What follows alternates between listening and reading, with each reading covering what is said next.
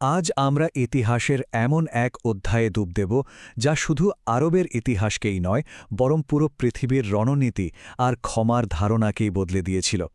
এটি এমন এক বিজয়ের গল্প যা তলোয়ারের জোরে নয় বরং এসেছিল এক অভাবনীয় কৌশল আর ক্ষমার মধ্যে দিয়ে।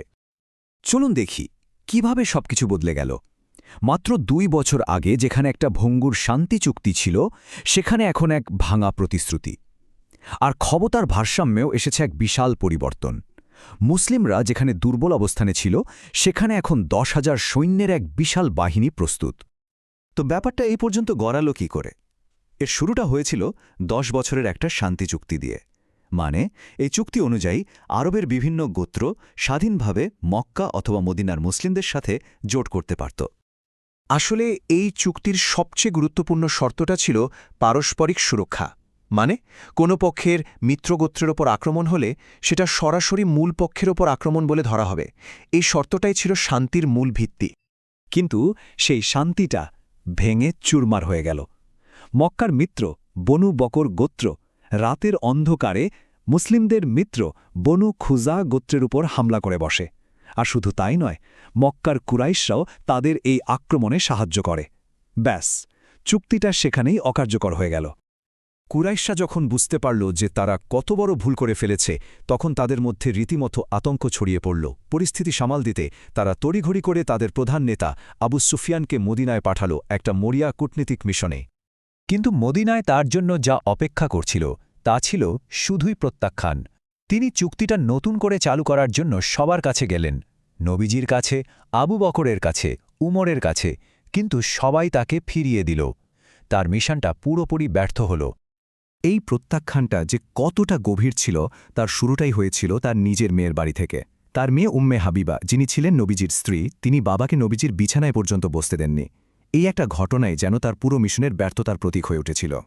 একদিকে যখন আবু সুফিয়ান খালি হাতে মক্কায় ফিরছেন, অন্যদিকে মদিনায় কিন্তু শুরু হয়ে গেছে চূড়ান্ত জবাব দেওয়ার প্রস্তুতি।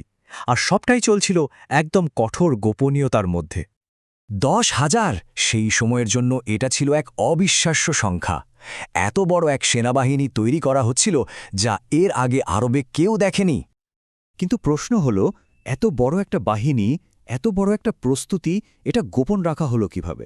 মক্কার গোয়েন্দা নেটওয়ার্ক তো বেশ শক্তিশালী ছিল, তাদের চোখ এড়িয়ে এটা করা হলো কি করে? এর উত্তরটা ছিল একটা অসাধারণ 3 স্তরীয় কৌশলে। প্রথমত, গন্তব্য কোথায় তা প্রায় কাউকেই জানানো হয়নি। দ্বিতীয়ত, শত্রুকে বিভ্রান্ত করতে একটা ছোট সেনাদলকে পাঠানো হয়েছিল একদম উল্টো দিকে। আর সবশেষে মক্কাকে সতর্ক করে পাঠানো একটা চিঠি মাঝপথেই ধরে ফেলা হয়। আর এখানেই আমরা প্রথমবারের মতো এই ঘটনার মূল সুরটা শুনতে পাই। আর সেটা হলো ক্ষমা। যে সাহাবী চিঠিটা পাঠিয়েছিলেন, মানে হাতিব, তাকেও কিন্তু ক্ষমা করে দেওয়া হয়েছিল। কারণ তিনি এক্সপ্লেন করেছিলেন যে মক্কায় থাকা তার পরিবারকে বাঁচানোর জন্যই তিনি এমনটা করেছিলেন। ভাবুন একবার, বিশাল এক মুসলিম বাহিনী মক্কার দোরগোড়ায় এসে হাজির, অথচ শহরের মানুষ কিছুই জানে না। তারা গভীর ঘুমে। শহরের ভাগ্য নির্ধারণ হতে চলেছে, কিন্তু তারা পুরোপুরি বেখবর। কিন্তু সরাসরি আক্রমণ নয়, বরং নেওয়া হলো একটা মনস্তাত্ত্বিক চাল। প্রত্যেক সৈন্যকে নির্দেশ দেয়া হলো নিজের জন্য একটা করে আগুন জ্বালাতে।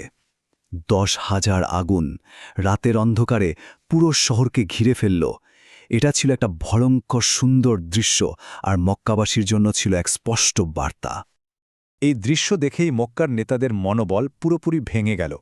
আবু সুফিয়ান যখন এই আগুনের সাগর দেখলেন, তিনি বুঝে গেলেন যে প্রতিরোধ করার কোনো সুযোগই আর নেই। তার মুখ থেকে বেরিয়ে এসেছিল, আমার ভাইয়ের ছেলের শক্তি তো অপ্রতিরোধ্য হয়ে গেছে। আর এর ফলাফল, মক্কার সবচেয়ে শক্তিশালী নেতা আবু সুফিয়ান বিনা যুদ্ধেই আত্মসমর্পণ করলেন এবং ইসলাম গ্রহণ করলেন। মক্কার প্রতিরোধের এখানেই প্রতীকী সমাপ্তি ঘটল। পরদিন সকালে যখন মুসলিম বাহিনী শহরে প্রবেশ করল, তখন তাদের হাতে তলোয়ার ছিল, কিন্তু মনে ছিল শান্তি। কঠোর নির্দেশ ছিল, কোনো রকম রক্তপাত ঘটানো যাবে না। তারা বিজয়ী হিসাবে নয়, বরং মুক্তিদাতা হিসেবে মক্কায় প্রবেশ করছিল। এরপর ঘটল এক দারুণ প্রতীকী ঘটনা, কাবার চাবি নিয়ে। চাবিটা ছিল ওসমান ইবনে তালহার পরিবারের কাছে বংশ পরম্পরায়। প্রথমে জোর করে চাবিটা নেওয়া হলেও পরে ঐশী নির্দেশে সেই চাবিটা আবার তার হাতেই ফিরিয়ে দেয়া হয়। ন্যায়বিচারের এই দৃশ্য দেখে ওসমানও ইসলাম গ্রহণ করেন। এরপর কাবাকে তার আসল রূপে ফিরিয়ে আনা হল।